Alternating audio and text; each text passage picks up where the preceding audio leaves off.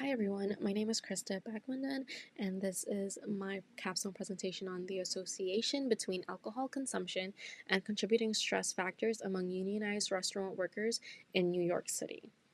Now, for a little bit of background information, the restaurant and food service industry is the nation's second largest private sector employer, which accounts for 10% of the national workforce. The restaurant industry is notorious for having employees with lower wages, longer working hours, and rarely having any access to proper health care or sufficient time off. 50% of the workers employed are part of the minority groups, and drinking rates of these employees are among the highest of any occupation. Um, and when we take into consideration how it was impacted by COVID, we can see that over 3.1 million jobs were lost and about 110,000 plus restaurants were closed. Now, the problem lies with the fact that increased alcohol consumption poses risks to individual health, workplace safety, and productivity. Now, my objective for this study was to examine the factors that can contribute to alcohol consumption among restaurant workers in New York City. Now, the method that was used included a 30-minute online survey administered to 143 participants. The participants had to be at least 18 years old and currently working in the restaurant industry in any capacity, from managers to hostesses. And it was cross-sectional data analyzed using chi-square tests. The survey factors that were focused on included gender, ethnicity, marital status, hours worked, income before COVID, income after COVID, and alcohol consumption frequency. Now, this is an excerpt from my data table showing the chi-square values. Now, it's important to look at the p-value for alcohol consumption and its association with ethnicity. And then we can see it's a statistically significant p-value, suggesting that there is an association between these two factors. When we look at alcohol consumption and income before COVID, we see that there is not a significant value, and we will get into that later. And then alcohol consumption and income after COVID has a statistically significant value of 0.001. Now, when we look at this graph, this chart right here, we see that about 47% of the employees in this study were white. And this is a little biased, whereby 9.4% preferred not to answer, and 21% selected some other race.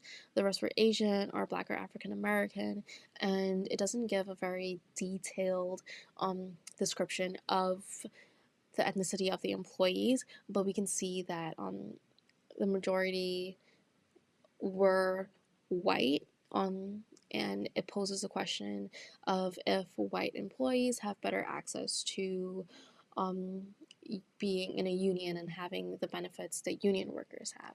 Now, the findings that we got from this study, it was predominantly white male employees, 47% white and 59% male. And we found that the average income before COVID was $50,000 to $100,000. And we can see this was a time of less financial stress. It wasn't with less financial stress, so we can see why the employees were not drinking as much. And then you have the average income after COVID shifting to $34,000 to $49,000, which is significant to have a financial burden on the employees, causing them to drink more. 64% were married or living with a partner, which means that that a two-person, two-income household can be less stressful financially for these employees. Now, the strength that I would like to focus on for this study included that it was based on an understudied population, the restaurant industry, and their mental health and financial well-being and their work environment.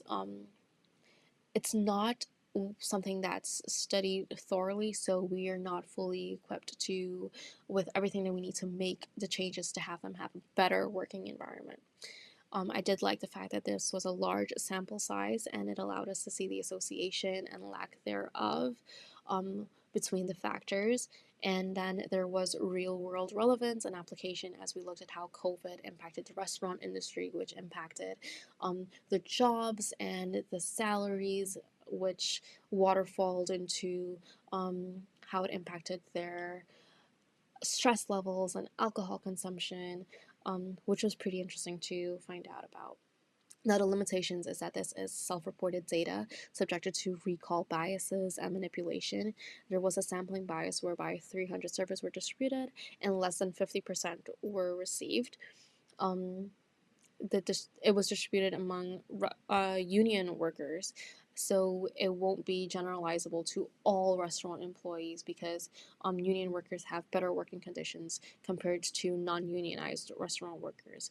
It was a cross-sectional study which was used for association and not causal inferences. And that we didn't look at other factors like smoking and other forms of drug use or substance use, which could also impact alcohol consumption. And we didn't look at how the workplace culture and relationship among coworkers impacted that as well. Now, for recommendations, in order to reduce alcohol consumption, we have to reduce the stress levels, which would be by providing better wages and benefits, such as paid time off and health insurance for these employees.